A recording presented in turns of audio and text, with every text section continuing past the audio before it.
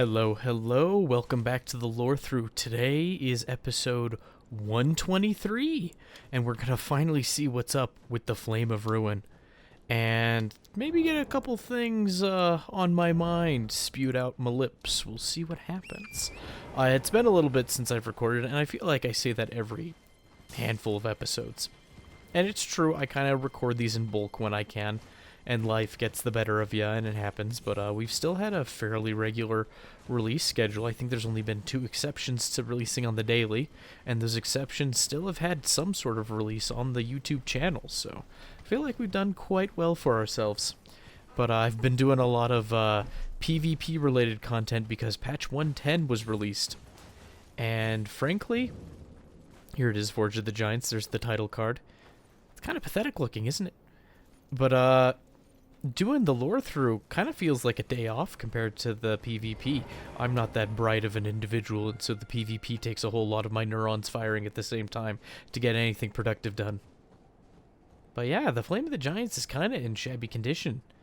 I haven't looked in too many forges myself, right? But I imagine all this caked on stuff is probably not necessarily the warping of the forge itself and more of dried metal to the outside. It's got this interesting wavy texture to it, but it's split on 2 parts there. And you can't jump in it, it will kill you. But we have this outer part we can follow, and it's fairly nice workmanship. Fairly detailed. Minute details despite how large giants were. And to be fair, giants came in so many different sizes. And against all reason, there is a grace here at the far end. And graces are kind of interesting because they always look like a little outcropping of root. I don't know. It looks like bark to me. Tree bark splitting. And then it's got the grace itself, which looks like a golden humanity if you're familiar with the Souls games at all. Humanity was a blackish sprite with a... Was it a white outline? It may not have even had... I think it had a white outline, if I'm not misremembering. And then 2 little eyes you could see on it from time to time. And humanity was like a tiny piece of the Dark Soul, which was a primordial force in those games. So maybe just a little head nod, a little homage. But we've seen the roots form in some unlikely places, but this seems like the most unlikely. At least from what we've seen thus far. We will see things more unlikely in the future. But hey, we have a great sight, a great view of the Erd Tree itself. And I guess as a little recap, the Flame of Ruin was anathema to the Erd Tree to the point where the Erd Tree decided to cull the giants. There was there was a genocide, really. And whether or not it was justified, it's hard for us to say. We get so few details on that. But it seems that the Flame of Ruin and the giants who worshipped it the Flame of Ruin and the giants who worshipped it were so much of an issue. They needed to be put down by the forces of gold. The trolls turned against their larger cousins, and it seems that those trolls divested the face of the fell god on their chests, caving in their own chest cavities to some extent, which is gruesome. The fact they lived at all is shows that the world of Elden Ring does not work on rules that we understand, at least not perfectly. There are, as a little piece of trivia, there are a handful of invisible platforms around this area, some below, some slightly above, some level with this part of the Forge of the Flame of Ruin, Forge of the Giants. And you can't hop on them. When you're playing online, they're a lot more noticeable because people leave blood stains or summon signs on them. But without further ado, let's sit down at this particular side of Grace and see what's going on. Oh, we'll touch it first. And it doesn't give us anywhere to point to. Graces throughout the game have pointed us in directions of things of interest. Kind of interesting that a piece of grace never directs us towards Melania. And underground, grace also never points you in any given direction. It seems you're too far off base. But when you're in the overworld, you get pointed to items of interest. Even things that don't seem to be of much import to the Erd Tree. And restoring the Golden Order, or even restoring some kind of order instead. Right? But, I digress. Yeah.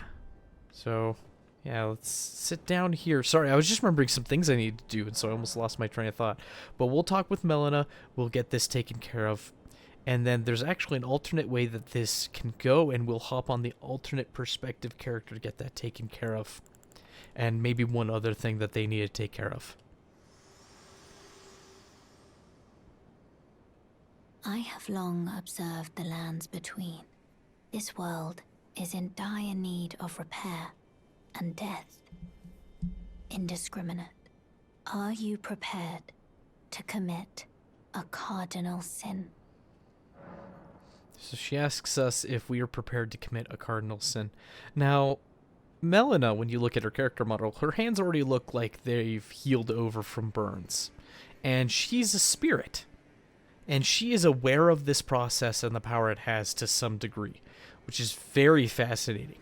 And whenever we see the Erd Tree, it is a spectral sort of construct. It doesn't seem completely physical, a little more ethereal, phantasmal, however you want to word it.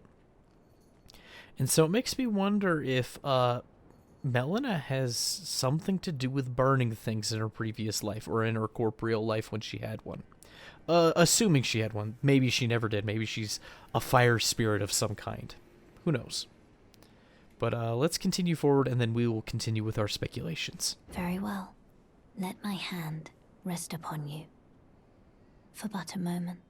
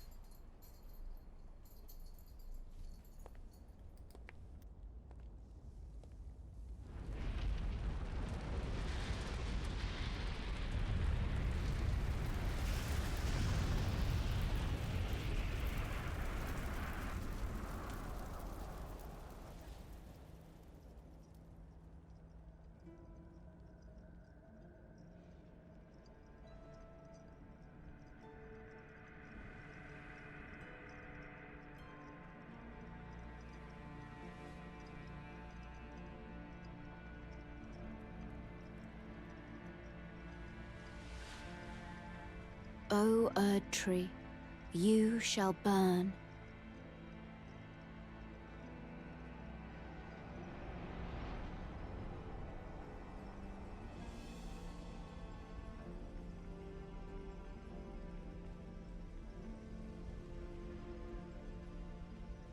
Burn for the sake of the new Lord.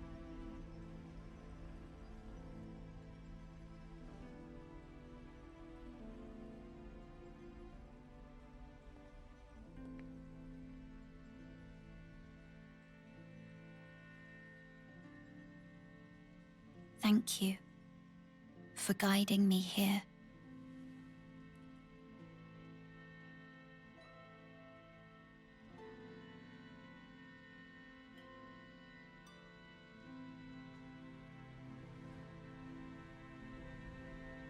The one who walks alongside flame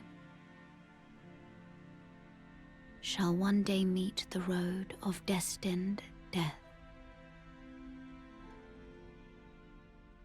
Goodbye.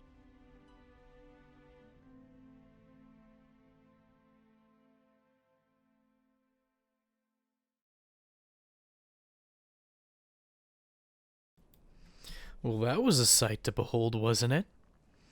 She put us to some sort of sleep, and she seemed to be burning herself while also using the Forge of the Giants to burn the Erd Tree.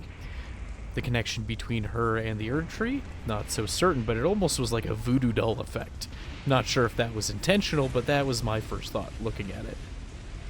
And now we find ourselves at that mysterious temple in the sky that we saw from Melania's Divine Tower out in the ocean. And it's Eye of the Storm. So lots of bizarre things going on here. Dragons flying around kind of reminds us of the Dragon's Belfry zone from Dark Souls 2. I think that's what it was called. I'm probably getting the name wrong. Only played through the game twice, and it was a while ago, so. And I think we're going to hop to the other character now, but we see an ancient dragon beached here, and we see this unique sort of architecture, but not so unique as to be completely alien to us. It seems that, at least from the get-go, there are already two architectural styles. There's whatever's going on with those domes and those towers, and then we have this stone bridge that we're on. I'm trying to see if there's any details we can make out. Floral patterns, kind of interesting. Vaguely floral. But not like anything we've seen thus far. These turrets, these little outcroppings in the wall here, kind of remind me of the Norman-style architecture that we've seen with Castle Morn, Stormvale Castle, those places. But let's hop over to the other character and see the cutscene from the other perspective. I quit the desktop. What's wrong with me? And I think we might do one other thing on that very same character as well. Something I've been perpetually forgetting about. Don't mean to. It just kind of happens that way.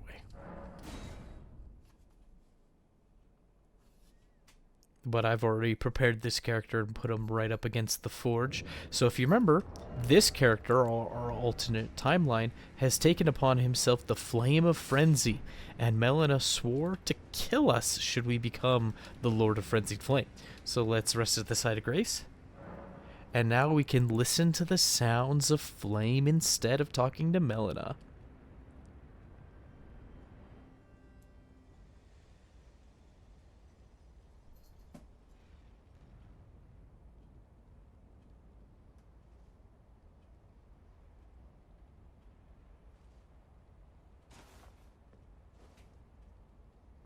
Interesting that the activity of the forge seems to stir us from our rest.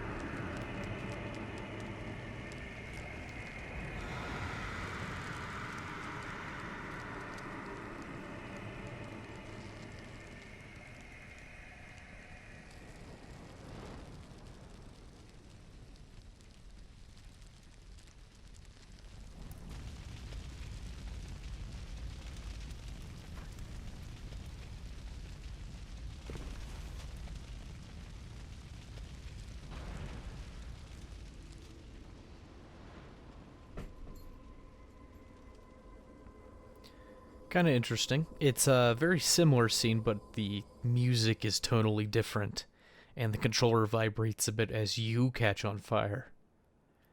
But all the same, it seems that those who walk beside fire are destined to take the road to, well, meet destined death, or however Melina phrased it.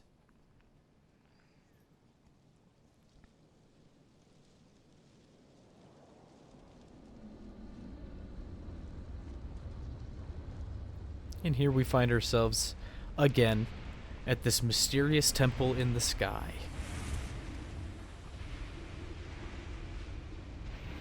Nothing new there. Alright. Oh, can I not open my map here? Okay, I can. Oh, can I not rest? Okay. Interesting. Alright. So we're going to have to go forward a little bit. I'm going to make this quick, which is a shame, because I wanted to visit something on the other character. Or I wanted to continue the playthrough on the other character, but I wanted to visit something on this character.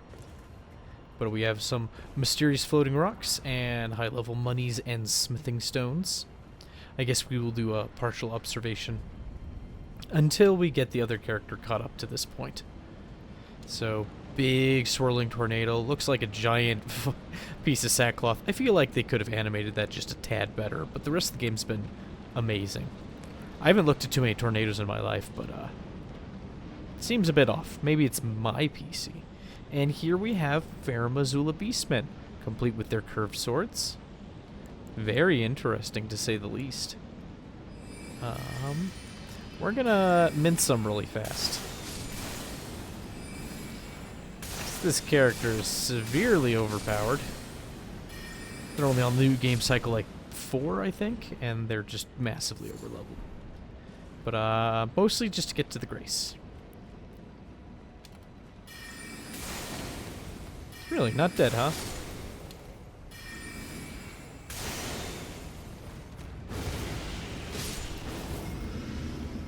Oh, what did he drop? I'm curious. Oh, Beastman Curve Sword, should have guessed. We will look at all those handy implements in a moment.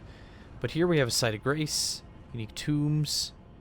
There are reliefs. I'll look at them in more detail. I just wanted to sit down so we could teleport. But, don't you mind all them graces. Don't you mind them one bit. We are going to go underground to the underground roadside, and we're going to go say hello to the Dung Eater. Because if you remember in the other timeline, we killed him off to get more rewards. And that was our canon thing for him. But since we are dabbling with the non-canon, we're going to go say hi to him again and offer him all them seedbed curses we've collected. Because you get like 6 for his quest line, I believe. I don't remember if you need all 6. But I believe there's 6 in the game. So we're just going to keep running and running. Avoiding all these awful plants.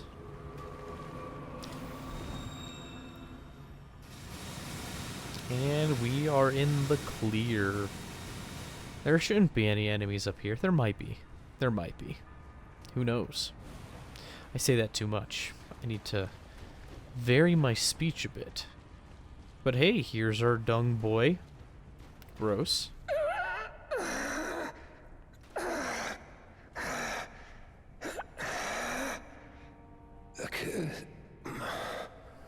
A curse upon them all. They'll be born cursed, all of them, along with their children, and their children's children, for all time to come.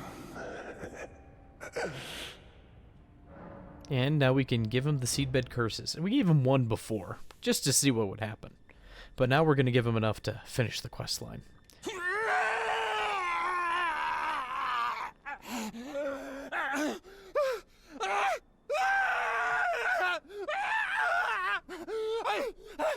Unleash it upon them! A curse blessings to war! Fanatical, to say the least. And deeply discomforting. But hey, when we give him all of them... where's my telescope? He drops a mending rune. Kind of this JPEG floating in front of him. JPEG that's visible no matter what angle we're at. When you turn the camera, it kind of ruins the illusion. When it's just sitting in front of him like that, doesn't seem so bad.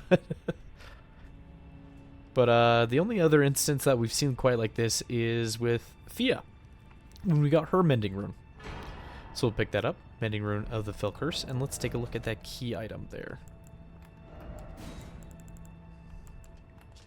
Alright, Loathsome Rune, gestated by the Dung Eater, used to restore the fractured Elden Ring when brandished by the Elden Lord. The reviled curse will last eternally, and the world's children, grandchildren, and every generation hence will be its pustules. Gross. If order is defiled entirely, defilement is defilement no more, and for every curse, a cursed blessing. And even the rune itself is just full of all these omen horns curling and knurling all over the place. It's unsightly, to say the least.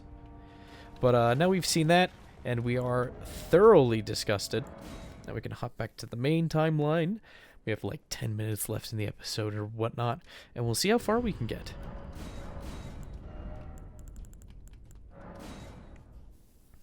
Hopefully make some real progress, make some real observations.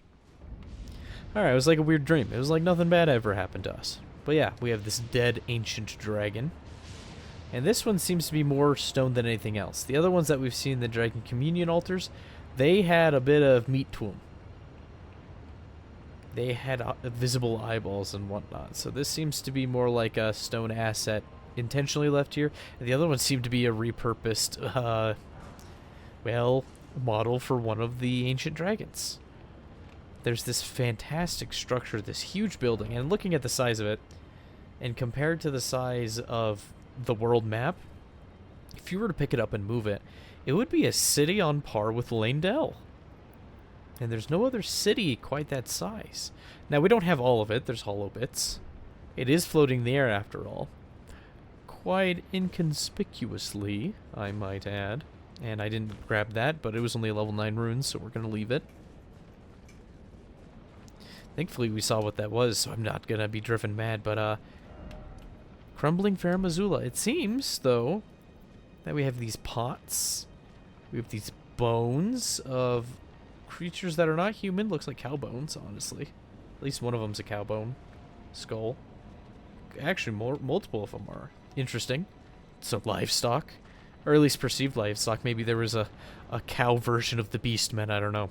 It's furry territory. Don't want to dwell on it. But there's these tombstone-looking things.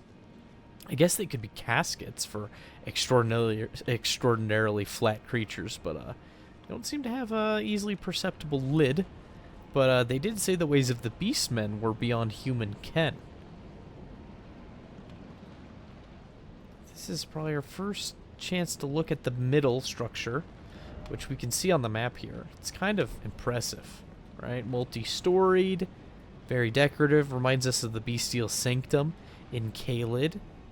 And there is a big ol' hall down there with pillars. Can't see much into there, but with our perceptive eye we can see more of those beastmen jutting out of the pillars. Even the floating bits. What's left of those pillars anyway. Much like the beastmen corpses awkwardly jutting out of the walls and the pillars in the Bestial Sanctum. So it seems they might have been once attached, or at least of the same culture. Given how far away we are, maybe maybe because the Farum Great Bridge is here, maybe Farum Azula was somewhere in this ocean. Maybe it was off to the side. Who knows? But it seems that there might have been some link if it was at one point attached. But here we have all sorts of beastmen. And I think we're going to hit them with the war crimes.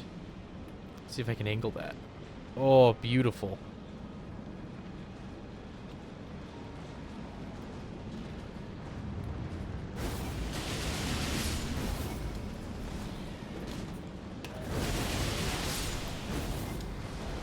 Now I am become Mariah's slapper of beastmen. And the beastmen are in pretty shoddy condition.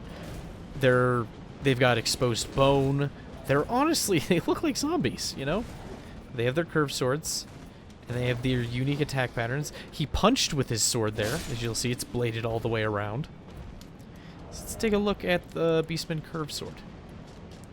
Curved sword forged of dull iron wielded by the beastmen of Farum Azula. The blade is heavy but well balanced, comparatively easy to wield for the damage it delivers. So if I remember anything about this sword, it's a little short, but it has fantastic strength scaling. All the curved swords are a little short, so you're not really missing out. There's another one right there. And we can stab this one in the back. But it seems that they've reverted to a sort of primal state. They're hunched over, they're kind of feral. This one seemed to be gnawing at a body of a commoner, so interesting that we've seen humans here. Besides ourselves. So we don't know what kind of civilization this was. I think up here... It might be in the next part, actually. We'll keep pushing onward. We have these beautiful reliefs, very intricately made, and they have bones resting there. So it seems that we are in some sort of mausoleum. A crypt of sorts, an open-air crypt. But, Our damage is a little worse when we don't have that critical modifier. Oh, shucks.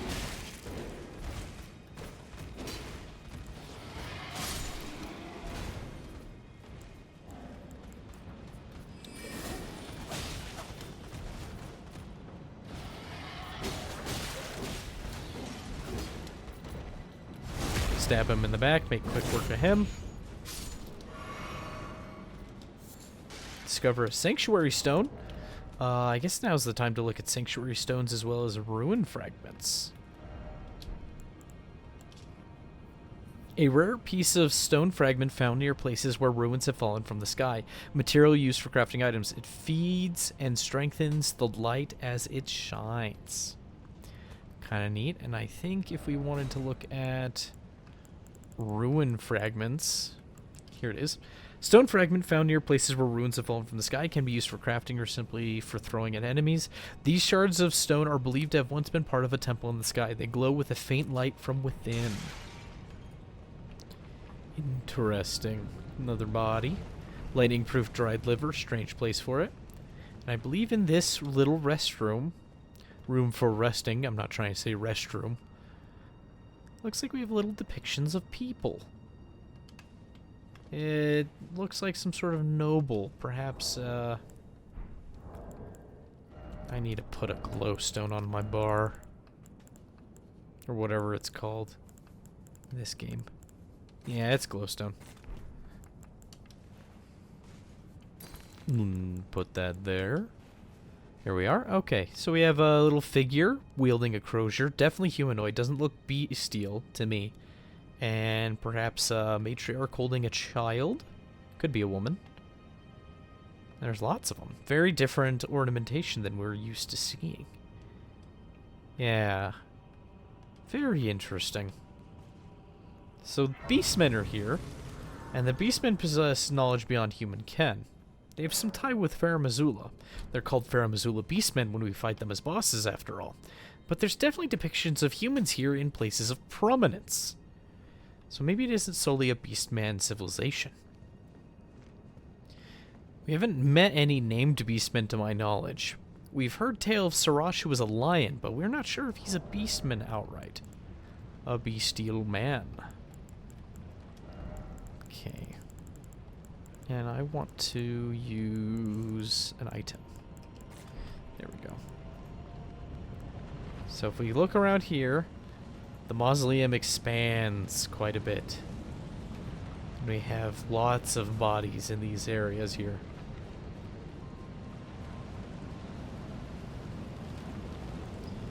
Oh, we can summon.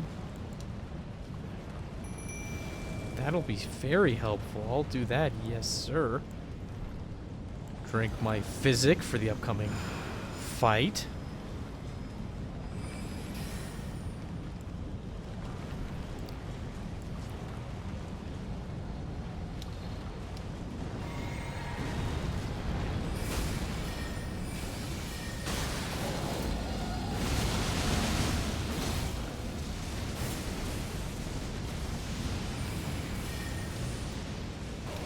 Ooh.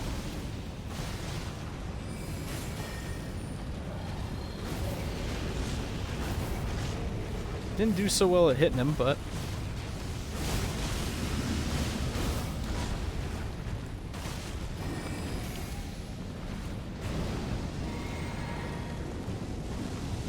Breathing fire, can we outrun it? Seems we can. And Lieutenant's doing a great job with it.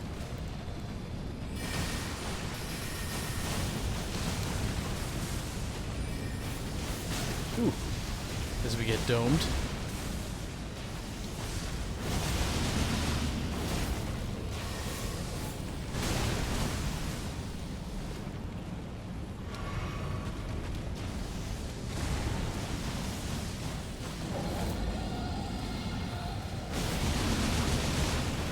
Whew, that was a crazy amount of damage.